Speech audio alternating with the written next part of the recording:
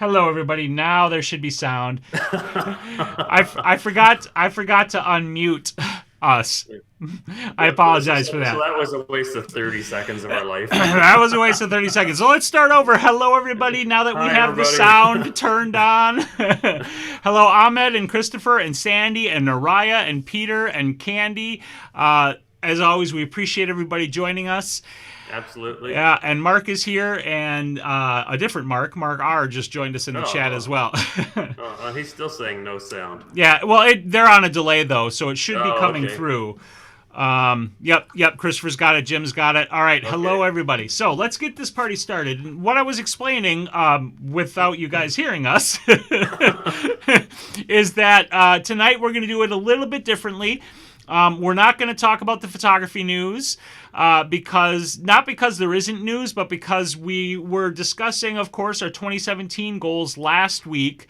And we were ending right about the point where we wanted to start discussing photography as a business, which a number of people had as a goal, whether it was making more money or starting a business or improving their business or something along those lines.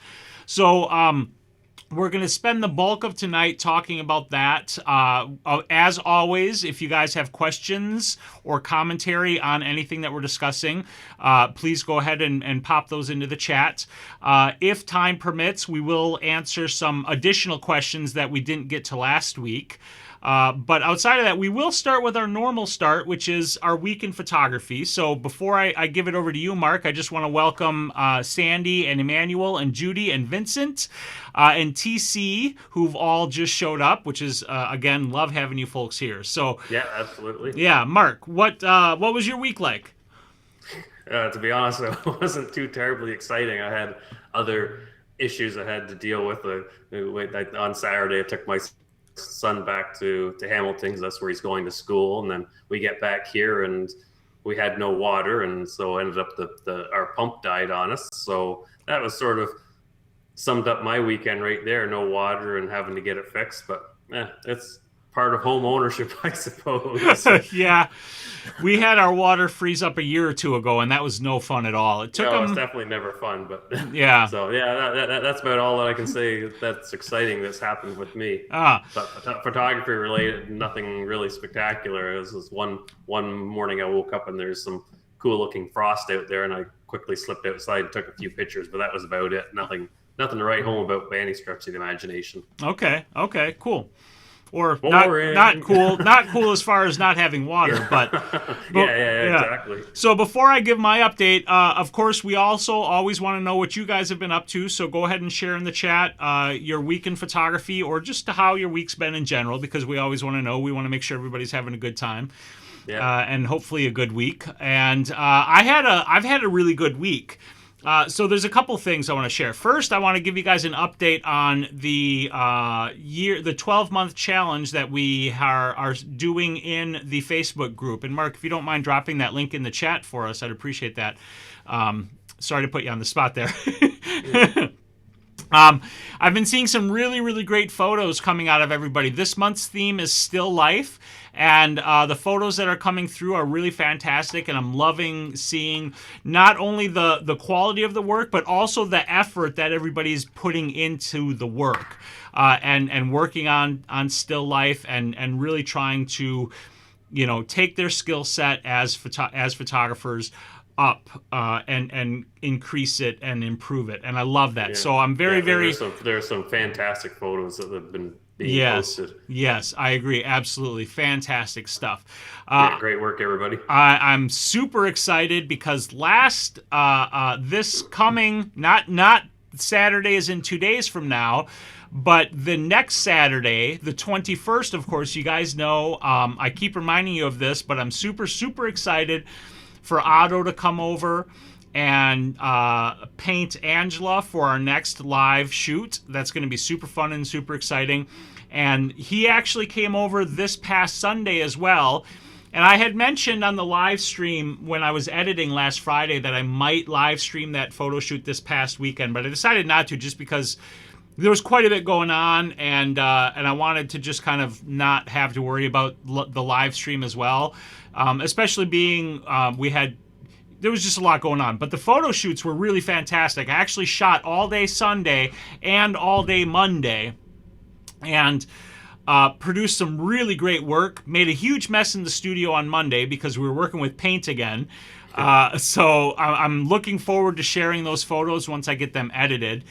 And because we're talking about business, I just want to share that I've been having some really great success on the business side of my things, which is to say that my principal business and goal, of course, as you guys know, is trying to help other people learn and grow in their photography. And I have my 2 video courses that I sell, my manual mode video course and my flash photography video course. And so far this month, my sales have been really fantastic, and I'm really, really happy about that because my partner and I have been working.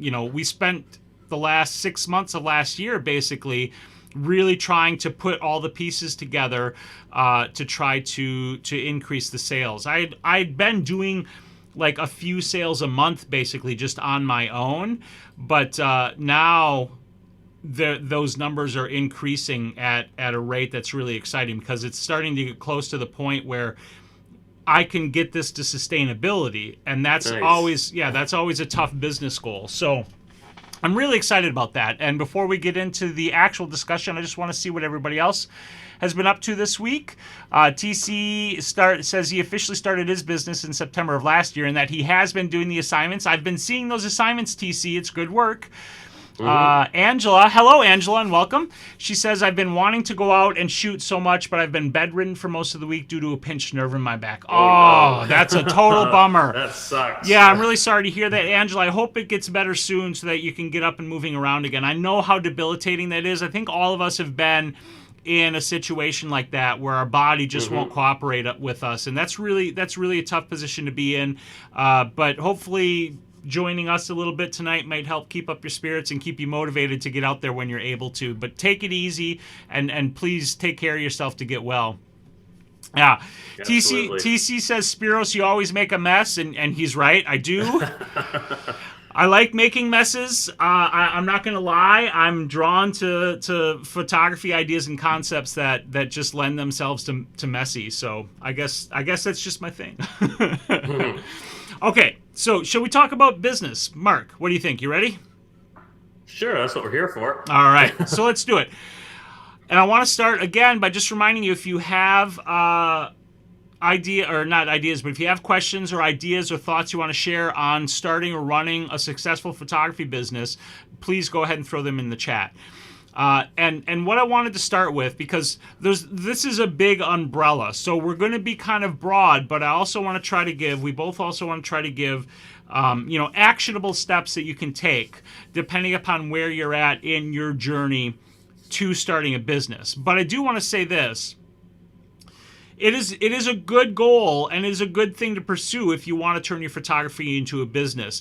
But one thing that I want to make clear to people out there is that it doesn't have to be a business. If you're content with your photography as a hobby, as a passion, as a creative pursuit that doesn't make you money but brings you creative and other pleasure, there's nothing wrong with that.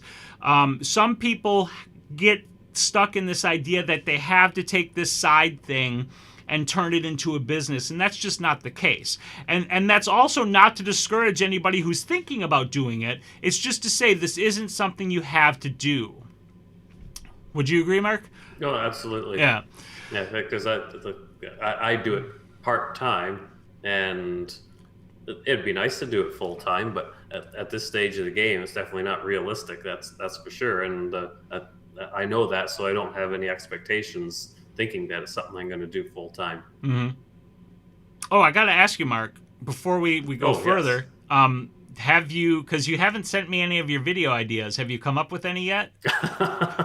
No. Okay, just asking. No pressure. No pressure. No pressure at all, right? Peter says, all I've done is take a couple of shots here and there in my living room. I managed to sort out how to parry the color shift I get because of my wallpaper. That's good. That's good to know.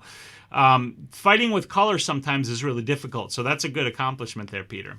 All right, so the next thing I want to say in terms of business is you have to understand that if you want to turn photography into a business, business is the key word in that.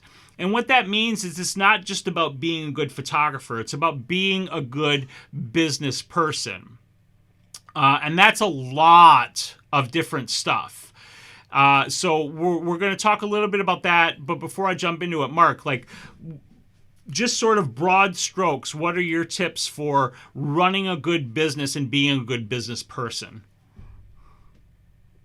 I think it primarily the big primary goals is knowing like what your costs are and uh, what you have to do to make it worth your while. If you are actually doing a business, like working out your costs so you know actually what to charge, so you're not losing money. Other thing is basically being sociable. Not. I'm not talking about like a social media, but actually being out there interacting with people. When people are inquiring, actually put an effort into actually replying to them, because I hear so many stories of people who send somebody an email looking for a quote or see if they're available, and they never hear back from them.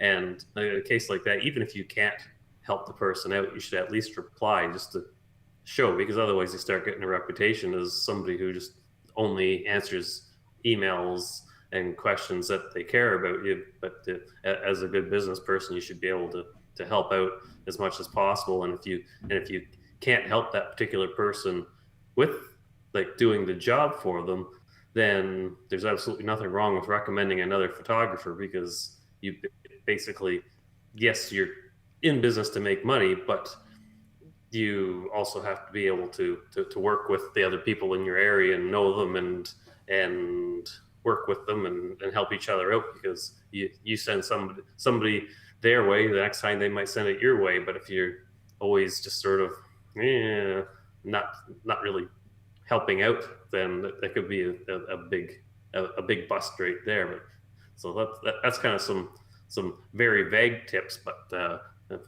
basically planning and knowing your costs and making sure you get out there and actually talk to people. Yeah, absolutely agree with that. And there's a couple of points I want to elaborate on that you brought up. First of all, in terms of knowing your cost, that's what can help you set your price.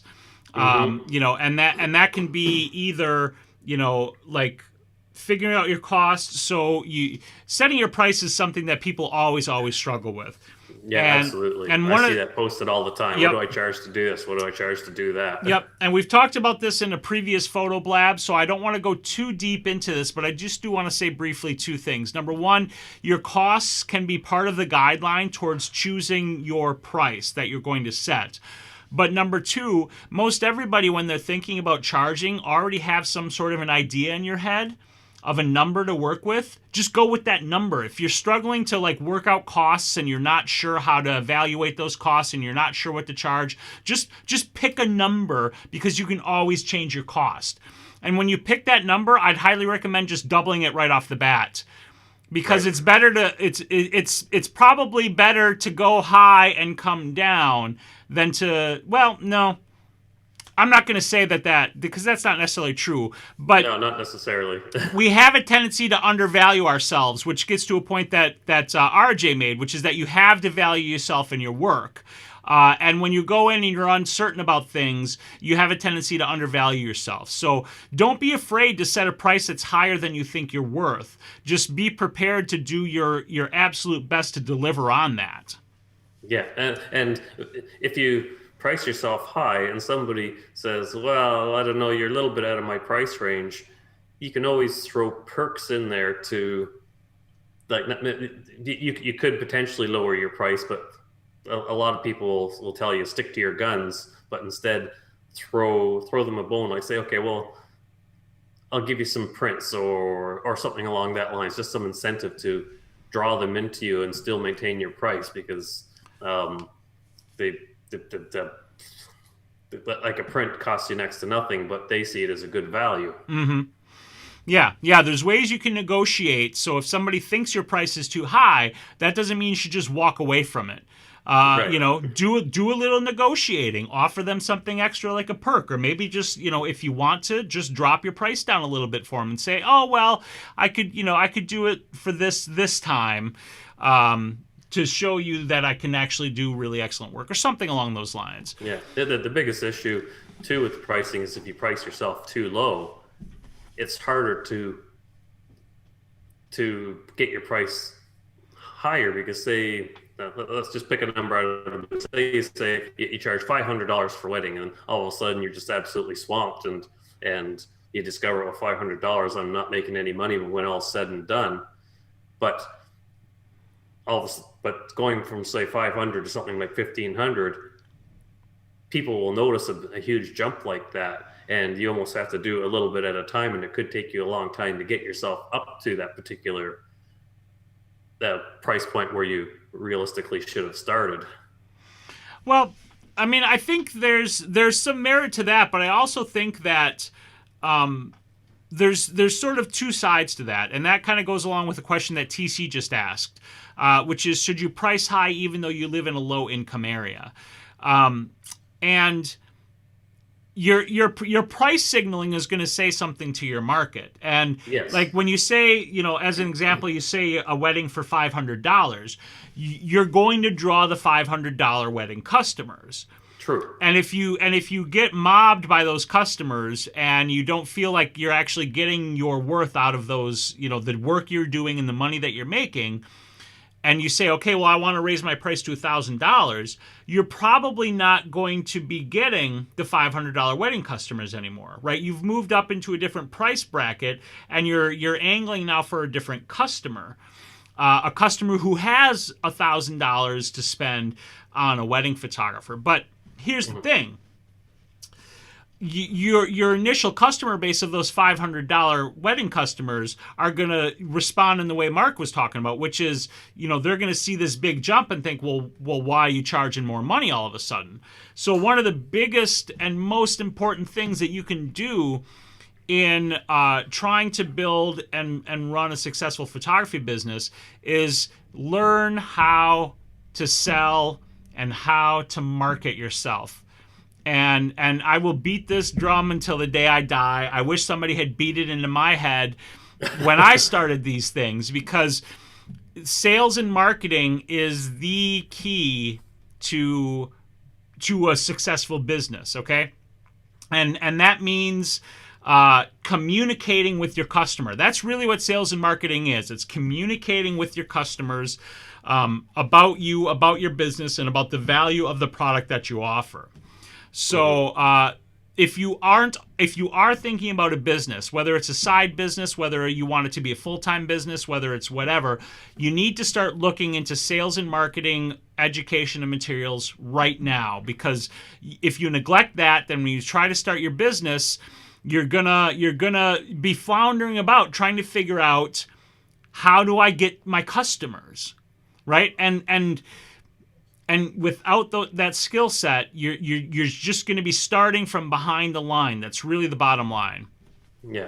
And that $500, that was just a number I threw in the air too. Oh, right. Like you said, it depends on your market, and if you're in some small hick town, maybe 500 is what the market is in that area. Whereas if you go to a huge city like Toronto, the starting photographers might be up around $2,000. So it really, like you said, it really depends on exactly the market in your area. So you should be doing some research for your area before setting up a price. And the research can be difficult because, of course, other photographers aren't going to want to tell you, but you can figure it out by just like hanging out in local photography groups on Facebook for your area, and you quite often get an idea as to what the average price is for weddings and stuff like that. Right. Now, another resource for like looking at, exploring, and working in your like specific area market, like your regional market, are things like SCORE. If you've never heard of SCORE, and this is, I think SCORE is a worldwide organization. I've never heard of it. So let me grab the link for it real quick. It is SCORE. business coaching. It's business people, retired and or non-retired business people. I'm not sure, but it is business people who volunteer to help other people start businesses. And so here's the link. It's score.org. And this is a resource you can go to. There's usually a local-ish chapter to your state, to your city, to your county, to something like that. And you can go to them and they can help you do things like research your market, put together a business plan, and things of that nature, like the nitty-gritty of business stuff that a person who just picked up a camera and started learning and decided, I want to make this a career, may or may not know about. So that's a resource that you can go to. Yeah, retired professionals. Thank you, Jim. Now, before we go forward, I want to just catch up in the chat here because you guys have been pretty active. So I'm going to back this up a little bit and see what you guys have been pitching in here. So, TC says, good point. It does not have to be a business. And RJ says that he agrees with what you were saying, Mark, that it is hard. He's itching to go full-time and ditch the day job. And that's basically the same position I'm in. Like, I still have a part-time regular job, so to speak, and I want to get my photography business to the point where I don't have to have that job if I don't want it. But that's something that each person has to figure out for themselves. Yeah.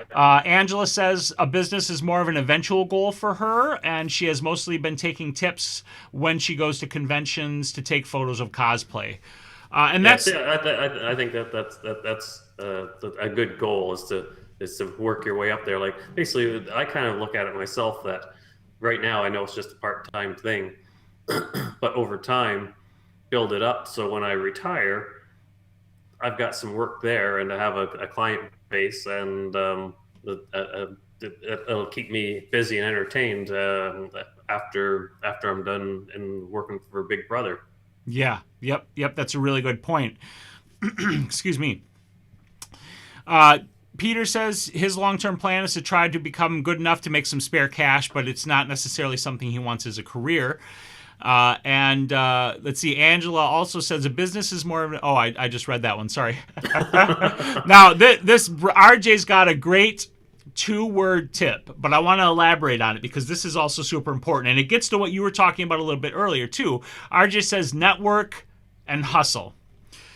And those are really key. Hustle, just in the sense that you need to understand that if you're going to be trying to build a business, it's hard work. It's just flat out hard work, no matter what kind of business it is. Yeah, you can't just set up a web page, kick your feet back, and hope the customers start coming in. Exactly. If you don't put effort in, if you don't work at it, you're not going to go anywhere. So you gotta hustle, and the amount of hustle or work you put into it will in part dictate the speed at which you succeed. Because I truly believe that anybody who persists at a thing long enough will reach the destination that they are trying to get to. It may take you longer than you think, but you will get there if you continue to chip away at it. So if you chip... And some people do get lucky and are overnight successes. It's not that uncommon. Well, I guess it's fairly uncommon that it happens, but it does happen. But I think that goes to actually the other point of networking, because I think, and I mean, this isn't 100% true. There are people who do like sort of come out as overnight successes, but most... Right place, right time, or whatever the case is. Yeah. But most overnight successes are really somebody who's been hustling for 5 or 10 years and everything's finally clicked, but they look like they just came out of nowhere because they've been head down hustling for 5 or 10 years or whatever. Yeah, valid point, definitely. So you've got to be able to you've got to be willing and ready to put the work in. Put in as much as you can, but not as much, that takes away from your life, from your family, from, whatever else your obligations are. You have to decide what that's going to be. Now, the other thing that RJ said was network, and this is absolutely huge. Absolutely huge. And next to marketing, I would say your network is probably, if I had to rank, like in terms of business success, I would rank in order sales and marketing as the number one thing you need to know and learn and have skill sets in. Networking is number 2, and your skills as a photographer is number 3. Right? Because you do need to deliver that product. But good marketers and good networkers can sell not great products. And I'm not advocating that, but go ahead, Mark. Yeah, no, I was going to say, I've seen that where lots of people hire a particular photographer. I've seen it a few times locally in some of these wedding groups. They hire this particular photographer, I guess because he's marketed the hell out of himself, and then he ends up never delivering, and he has all this money that he's pocketed. And then he goes and he changes his business name and kind of does it over and over and over again. But because he's doing the marketing, he's getting the business, but then he's not delivering. And don't be that person. Right. We're definitely not advocating that you be that person. We want, and we wouldn't expect any of you are like that. That's not, the implication that we're making here. But the point is, I was going to make a similar point in a slightly different way, which is I'm sure most of us are familiar with Thomas Kincaid, the painter. He calls himself a painter of light, which is pretentious in my opinion.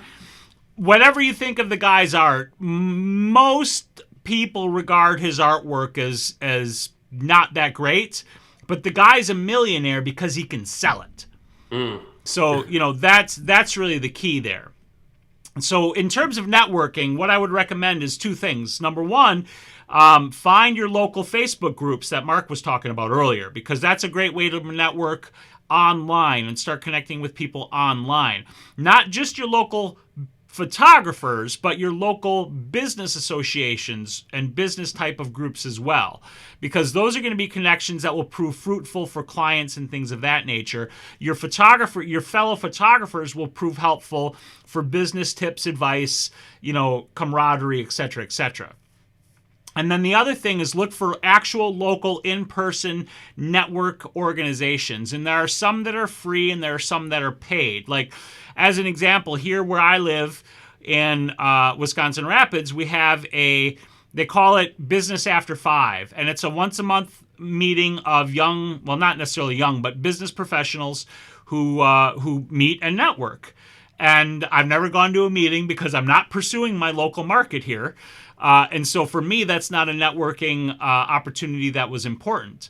But I do network online with other photographers and models because my success comes from connecting with more people out in the wider area, so to speak.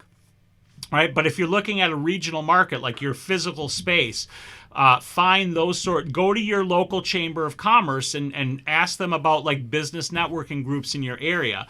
There's the Chamber of Commerce usually does them themselves as well too. Yes, they do. And another thing I wanted to add to that is there are some paid networking groups that are out there. I can't remember what one of them's called. But I was introduced to one of these groups once, and it's expensive to join. But how it's essentially an in-person version of the stuff that you sometimes see online, which is like for like, follow for follow, sorts of things, where you join this networking group and they only take one person per type of business. Right, so if you join this networking, and again, I can't remember what it's called, but it's people say it's a wonderful resource and it really ups their local business. Because if you are in there as like the portrait photographer or the wedding photographer or whatever type of photographer you're going to be, everybody that's part of that networking group will recommend you as the photographer to talk to when somebody asks them for a recommendation for a wedding or whatever type of photographer. Like that, those are guaranteed, essentially word of mouth recommendations. And so you're sort of paying for them, but it's a networking group that serves that purpose. They're all together to recommend each other's businesses to their own clients to help everybody else build their business. I didn't join, again, because I'm not pursuing my local markets, but that's something that is worth looking into for yourself. Yeah. Okay.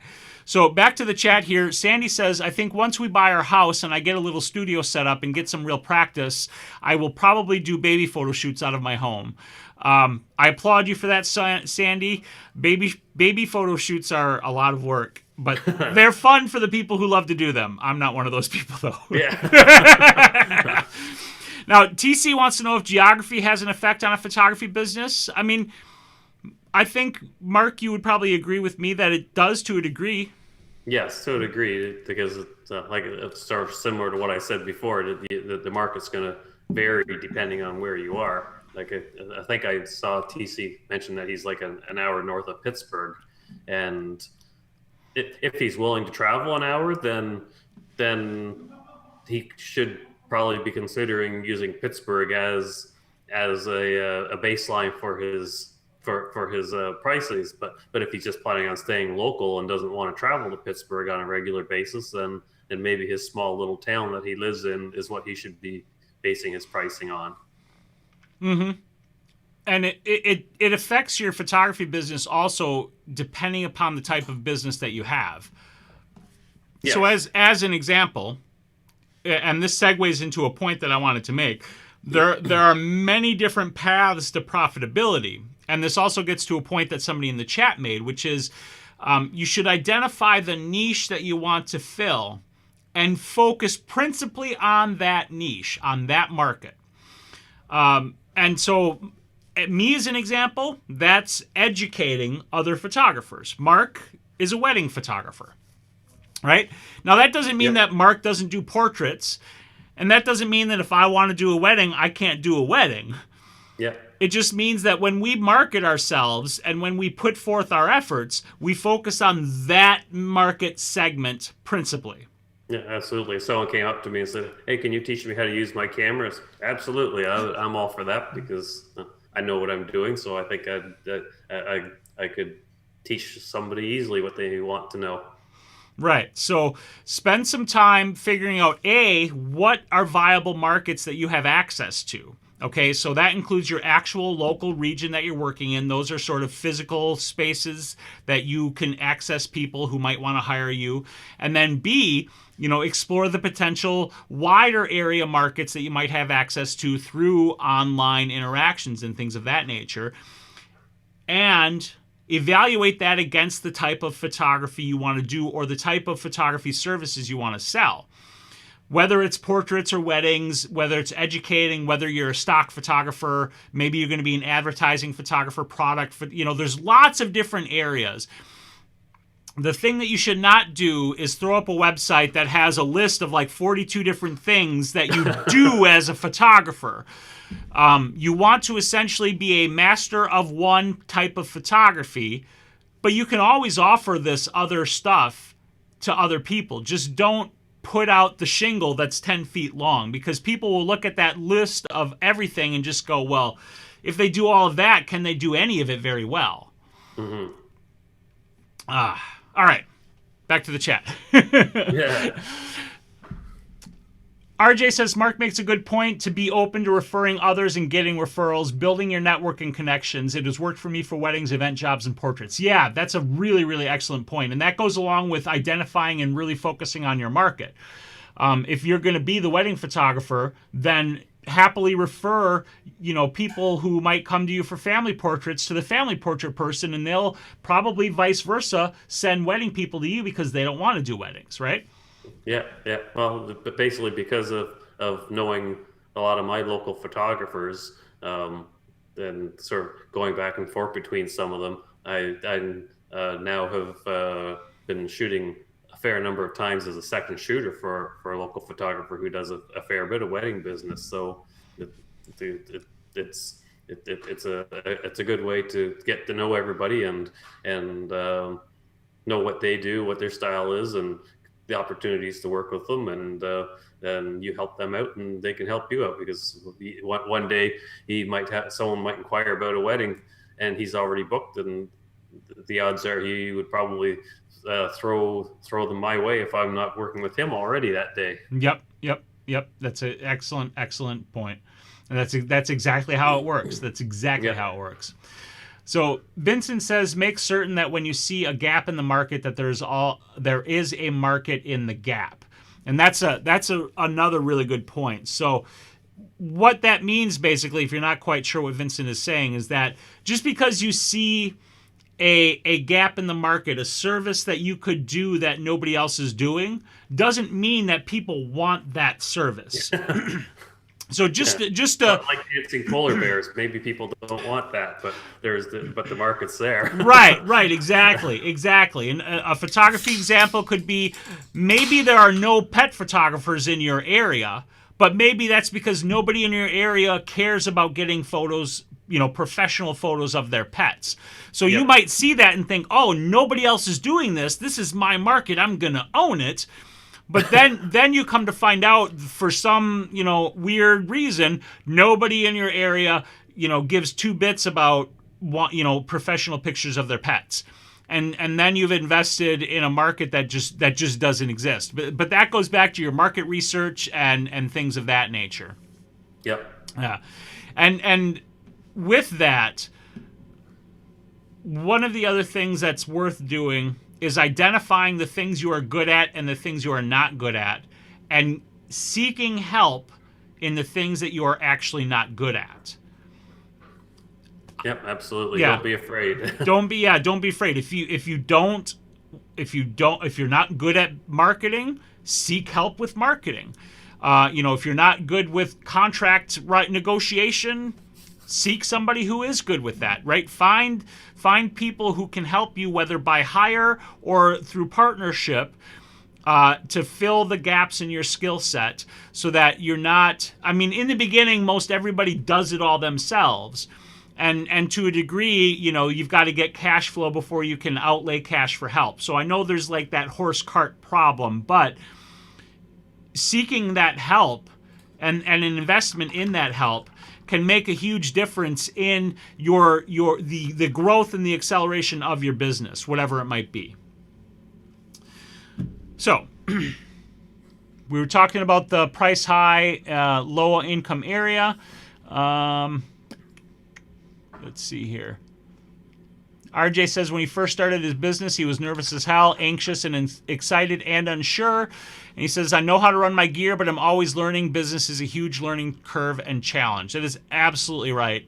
It's such a huge challenge. And you definitely, you should be excited and you should be scared and nervous, because it is a new venture. But don't let that fear hold you back if it's something that you want to do. TC asks if wedding photography is the norm, and he says, I'm not interested in shooting weddings. It's definitely not the norm.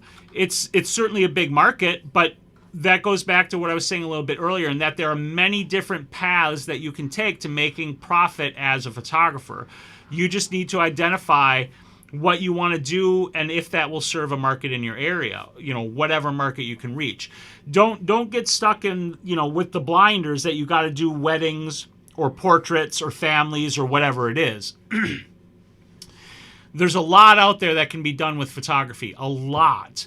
You could make it as a huge art photographer selling your work in galleries. That's going to be a long, hard road, just like every other business, is. But that's a viable business. Come up with something completely unique that nobody's ever done, and you never know. It could work out quite well. Yeah. Jay Lewis is here. Hello and welcome. I'm behind on the comments, I know, guys. TC says I was wondering when you were going to mention marketing. And Angela says, I always like the saying that a photography business is 20% photography and 80% marketing. And that is 100% true. Yeah. All right, so let me get caught up here. Let's see. RJ says marketing. You can spend all the time and money on social media, but it will never compete with good in-person networking meetings, word of mouth from doing good work. Yeah, that's very true. But, social media marketing is valuable. It's just not necessarily, you don't necessarily have to spend money on that. And if you're not familiar with Gary Vaynerchuk, I'm putting his name in the comments. Gary Vaynerchuk is the real deal in terms of like a marketer and a social media marketer. And this is the guy you should go check out if you want to start learning about how to leverage social media for your business. And it's not just about like internet business. It's about like real brick and mortar, you are trying to get photography clients in your area stuff as well. Social media is a tool in the marketing toolkit, but it is not the only tool, as RJ was talking about. It's an important tool. And when you do look at social media, don't try to be at every social media place, right? You don't need to be on Snapchat and Instagram and Facebook and LinkedIn and Flickr and Tumblr and whatever, right? Like pick one or two or three, however many you feel you can reasonably handle, and focus your effort on those social media outlets to reach the people you're trying to reach. And it's hard to do. Like it's super hard to do. But you gotta focus your efforts just like you focus your niche. You focus your social media niche as well to where the people are that you want to reach. This new chat sucks. It doesn't let me type in half the time. Oh, that's not good. Yeah, no kidding. Yeah. Oh, RJ, no need to apologize. No need to apologize. So TC wants to know how long I have been at it. Excuse me. So I've been at this particular aspect of my photography business. I got to take a drink here. I'm sorry, guys.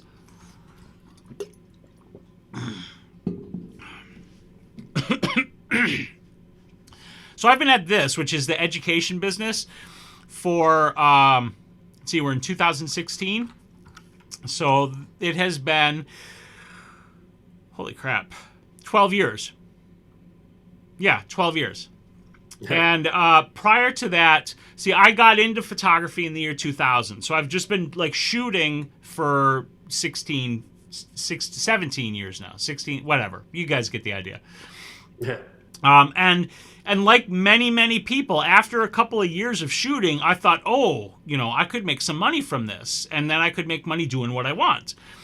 And initially, I was thinking I wanted to be an art photographer and sell my art photography, right?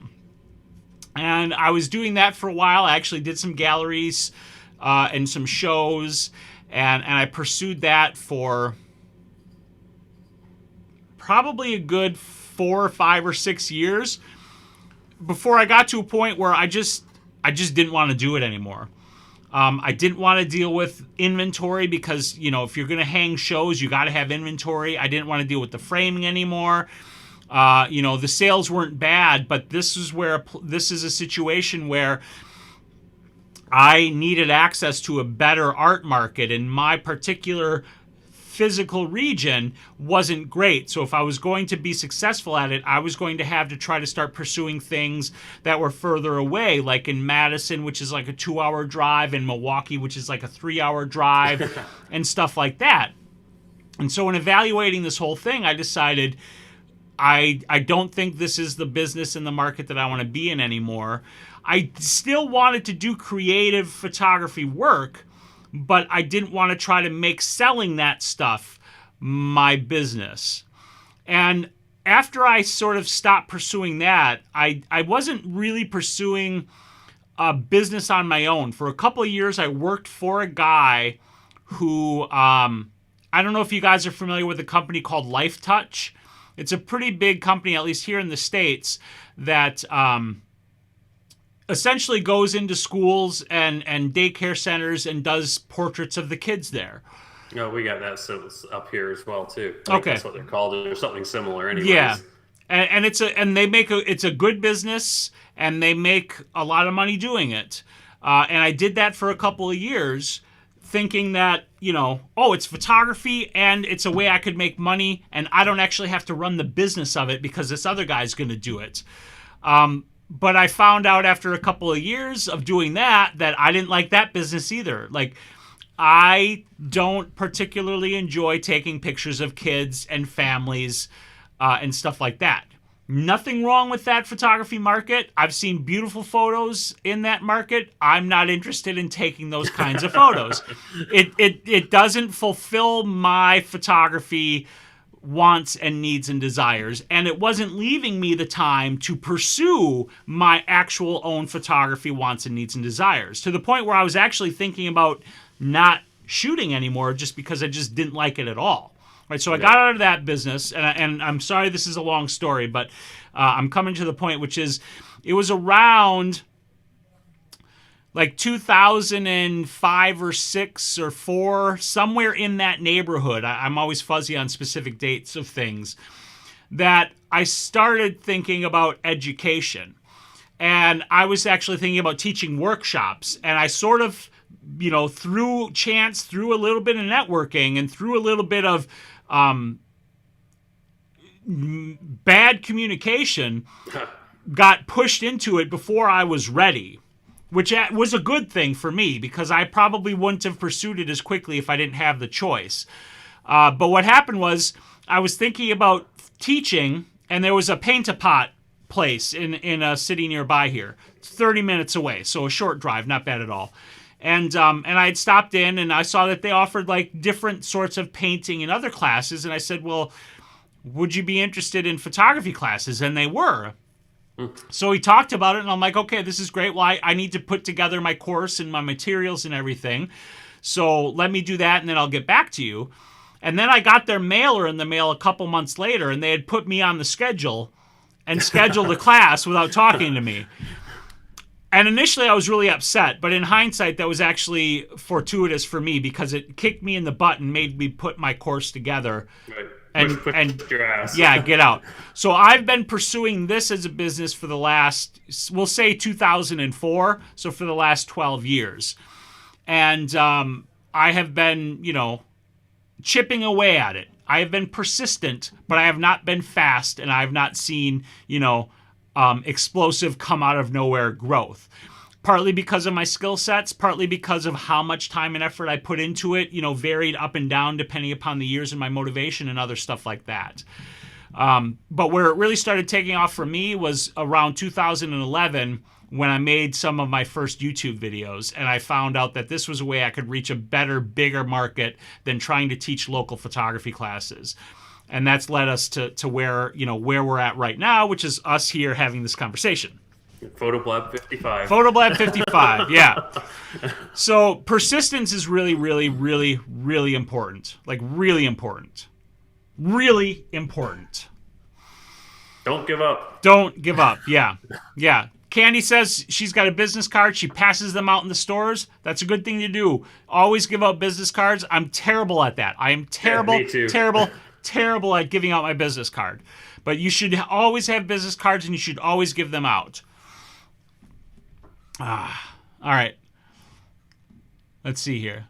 Yeah, Jay Lewis says sometimes you just got to jump without the safety net. If you wait till you're ready, you'll probably never do it. And that's so true. Sometimes you just got to take the jump and take the risk. Nobody can tell you when it's right to do that, though, but yourself.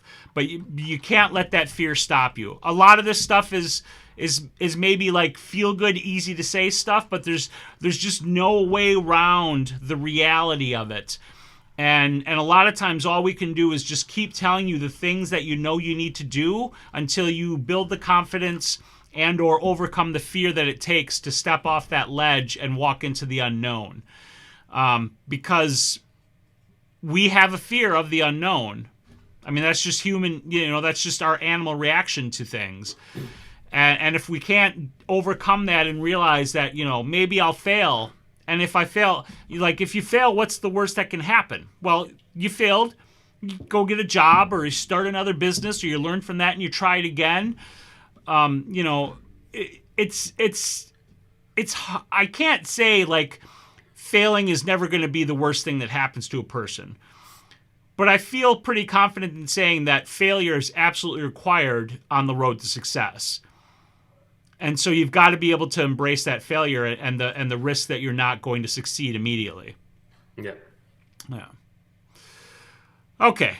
We've got about 10 minutes left. Before I forget, we are going to do a giveaway. So in the next 5 minutes, you have, and I'm going to try the command again so that it works. Giveaway. So if you want to win your choice of one of my t-shirts, not this hoodie because this is the only hoodie I have, but one of my t-shirts or one of my poster prints, winner's choice, type !Brewster into the chat. You have 5 minutes to put your entry in, and then we'll draw a winner. Right. So I just want to keep catching up with the comments because you guys are adding a lot of good, valuable stuff. Mark, while I'm catching up on the comments, do you want to talk a little bit about working for free? Sure. All right, go for it. Yeah, I'm sure we've all done it, and and occasionally myself, I still do it once in a while, but usually it's just for if I'm wanting to practice a new technique or something to add to my portfolio, or just to do something different. So I have absolutely no issues with working for free. Um, if it's going to benefit you. If it's not going to benefit you, then unless you're doing a favor for somebody, that's more a little more questionable whether or not it's you should do it or not. Like I'd never do a wedding for free. I would never, if someone needed some headshots done, unless I was doing a trade for headshots for myself from another photographer. That would be the time that I would, but then it's sort of benefiting both of us. But if a client came and said, "Oh, I need some headshots," and it's definitely something I would charge for, like a corporate event. It's definitely something I would charge for. But so working for free, I don't think there's anything wrong with it if it's going to benefit you and one way or another. That's sort of my quick take on it. Mm-hmm. I want to touch on it as well. I want to just read out a few comments here. The RJ says you can't always concentrate on one single niche or single thing. However, you can shoot personal work to move towards what you want to shoot in the future. And then he says, when you start, you will take anything. And that echoes a comment my wife made, which is that a lot of times when people start, they'll take anything just to get the income. And I want to be clear. I'm not saying you shouldn't take any and all of those jobs that come your way. I'm just saying that you should focus your efforts on building your business in one more specific or a few more specific areas, because the broader you throw your net, the less effective you're going to be, just because you're going to be trying to hit too many targets. You know, if you're trying to market yourself as the wedding and family and portrait and baby and events and products and headshots and business, and you know, nobody's going to know what you do because you're going to be sending 42,000 different messages. So Yeah. I want to be very, very clear. I'm not saying don't take any and all jobs that come your way that you feel you should take or want to take. Take them all if you want to. Take every job that comes your way that offers to pay. But don't dilute yourself in the market with the materials and the communications you put out there. People will come to you. I have people that still ask me if I do weddings and if I do portraits. I politely refer them to other people. It doesn't happen a lot because I don't put myself out there, but it does still happen on occasion. And once in a while, I accept the job because it's somebody that I don't mind working with, and or I want to do a favor or something of that nature. Right. So... Yeah, that's like if you go to my website, once you actually get to the site, in my portfolio, all I have is the first one is weddings and the second one is like portraits, and then there is a third one too, but I basically call that personal projects. But people can then kind of look into personal projects just to see what other sort of work that I do, but I don't advertise as doing like baby pictures or corporate events or sporting events or anything like that. But absolutely, if I was asked, I would absolutely take it. But I primarily just have on there just the wedding and the like the family photos, portraits type thing. Mm-hmm. Mm-hmm. Yeah, and I just popped my website into the chat. If you guys want to look at it, you'll see that I think I have a spot for, like, you know, package prices for people who, you know, might be interested in getting portraits. But on my website, like, you can see the kind of actual photography work that I do, and that's what I put out there. But what I really put out there is my videos. Like, this is what I do as part of my marketing efforts. And I do it not just because I'm trying to, you know, squeeze a buck out of everybody, right? Like, I genuinely care about you guys and want to help you. But through this, I'm reaching people that I can help. And some of those people are interested in buying my video courses because they like learning from me. And then it's a win-win because I'm winning because they're willing to buy my product, and they're winning because my product helps them become the photographer they want to be. That's like the market being efficient and working the way it's supposed to work. Yeah. All right, so yeah, I am behind on the chat. TC, he's got questions, and everybody in the chat's answering it, which is great. I mean, it's great because it's, you know, Mark and I have our thoughts and opinions to share, but it's everybody here. Yeah. Now, I don't know if you guys have been putting your Brewsters into the chat, but I'm about to hit. There are a bunch of them in there. Okay, good. I just got to hit the roll it, and boom, Angela. Angela, you won. Nice. So, Angela. Congratulations. Yeah, Angela, just send me an email. I'm about to pop my email into the chat here. Watch for Nightbot. He's going to spit my email out at you. Send me an email with your shipping address and let me know if you want a t-shirt or a poster, and we'll figure out what size, and I'll get that shipped out to you. Congratulations. I knew this discussion was going to take the whole hour, which is why... I don't even think we've hardly even looked at the show notes. Yeah, I know. It's just been a really great conversation. My wife says if I didn't populate on social media, meaning me, my business would not be as big as it is. And she's right. Like, if I wasn't making my videos and doing the stuff that I'm doing, on YouTube and on social media, that is how I market myself. Like, I don't do any, like, here in person around the town marketing, because that's not really where my market is. That's not you, yeah. Yeah, that's not me. That's just not me.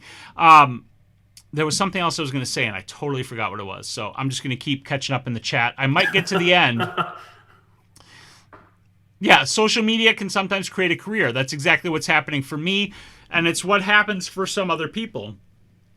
But RJ pointed out that social media can be a huge time sink. You've got to be strategic with it. Oh, I remember what I wanted to talk about. I want to talk about working for free. Oh, right. And touch on and bounce off of what you said on that. So let me whip through the rest of the chat so I can get caught up, and then I want to touch on that. We'll run a little bit late, but I don't like running late because I know you guys a lot, an hour for us, and I want to be respectful of that time. So let me see what we got. You don't want you guys getting sick of us. Yeah. Let's see. Candy says she always wanted to work at Life Touch. It can be a good experience, but can also suck the life out of you. I'll just tell you that right now. Because the guy I worked for, he didn't work for Life Touch, but he ran a business similar to Life Touch. He was essentially a competitor to Life Touch. Let's see. TC says, my own photography wants, needs, and desires are so numerous that I get a headache thinking about them. I get it. And even in that, sometimes you just got to focus on one particular thing for a little while before you do something else. And Peter says, I think you need to separate which needs are personal and which would work at a professional level. Exactly. That's why I don't pursue, like, my photography services as a business, because my personal work, I mean, it could be a business.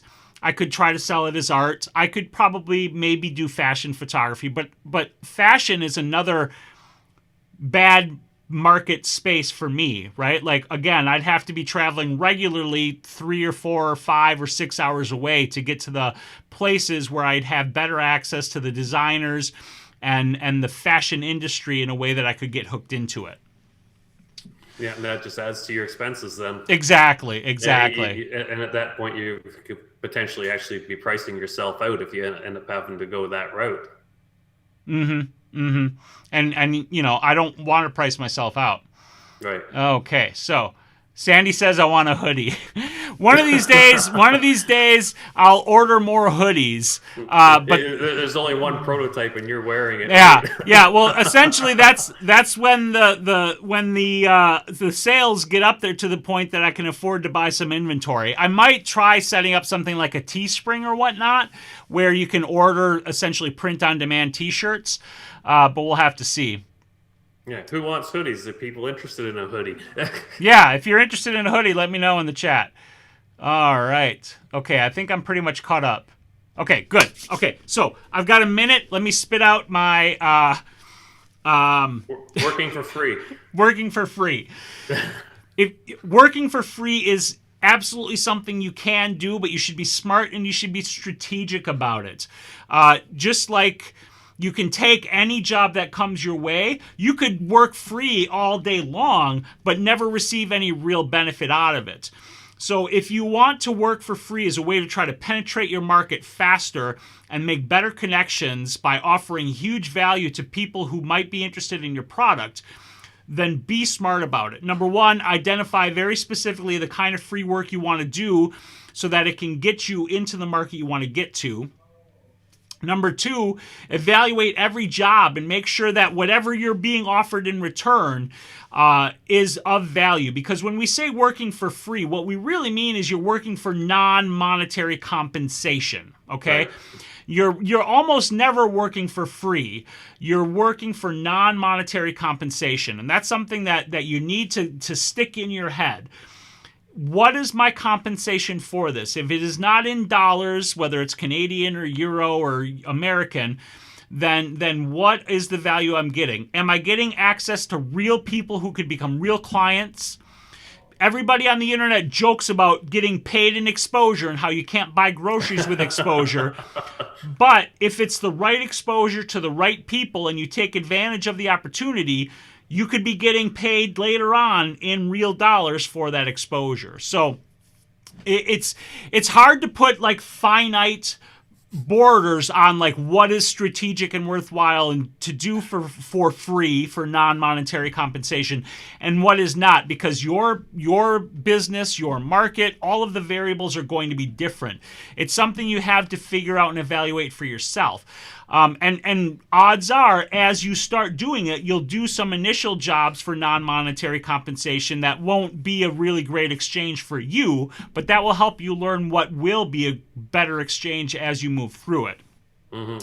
The last thing I would add to that about working for non-monetary compensation, I'm going to say that instead of free from now on, is that I would recommend that you put a particular time limit on it, right? So that you say, as an example, okay, I'm going to do 10 photo shoots for free, or I'm going to do free work for 6 months, or whatever the time period or time frame or parameters are. And during that time, you hustle and you do the non-monetary compensation work and you get the value out of it that you can, and then you use it to launch into your paid business work. That's my take on working for free. Now, Angela says, I've got hundreds of new people seeing my photos by doing a free photo shoot for the biggest cosplay cafe in America. Angela, that's awesome. That's exactly the kind of thing. Example. That's exactly what I'm talking about. Yep, perfect example. TC hates hoodies. Okay, so I hope you guys enjoyed this show. Mark, any last words you want to add on starting and or running a successful photography business?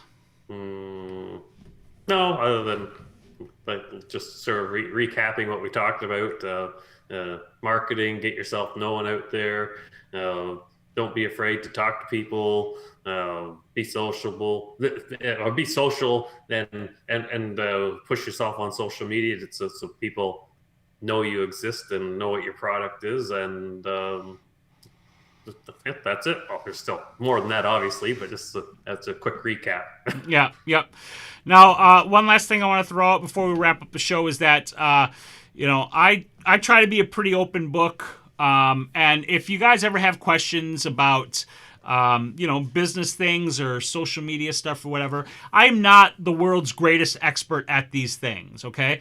Well, you and me both. Yeah, I mean, you probably more than me. I mean, I don't know. I obviously am having success on YouTube, and I am having success in building my business. Yeah. But I don't pretend to be an expert. But that being said, I'm always happy to share and answer questions along those lines. So don't be afraid to reach out to me and ask. If you think it's something that I would react poorly to, go ahead and ask. If I don't want to answer it, I'll just tell you, I appreciate you asking, but this is something that I'm actually not comfortable talking about. It's not, there's going to be a lot that I'm not talking about. Yeah, and even with stuff like that, when it boils down to it, even if you're not an expert and I'm not an expert, sometimes even just talking about it on an open forum like this, it sort of can help line things up, and along with the input from the viewers as well too. Yes. And Thomas Giuliano just said, ideas for next Blab, ?